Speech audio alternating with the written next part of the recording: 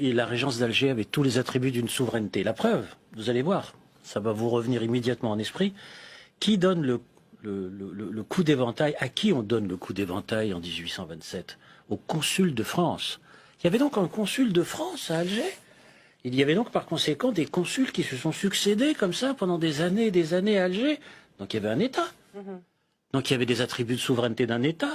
Tous les écoliers de France ont appris l'histoire du coup d'éventail qui a provoqué l'arrivée de 3 ans plus tard, en 1830, des bateaux à Alger. Ah, donc il y avait des consuls, et il y avait aussi des consuls avec le bey, avec le dey, donc il y avait des attributs d'État.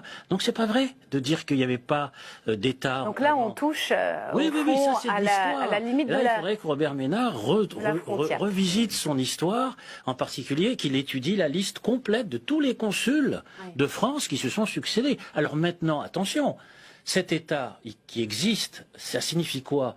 Que sous l'Empire ottoman, il n'était pas nécessaire de passer par le point de vue central, c'est-à-dire par la Turquie, pour avoir des attributs de souveraineté. Mais on était membre de l'Empire ottoman quand même. Mais c'est le cas de tous les pays de l'Empire ottoman.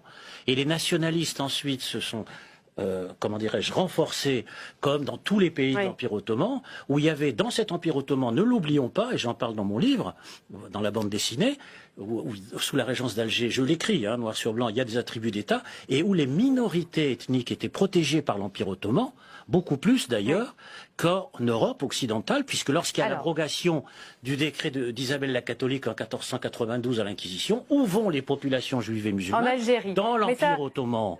Ils vont dans l'Empire ottoman. Vous commencez à parler de la bande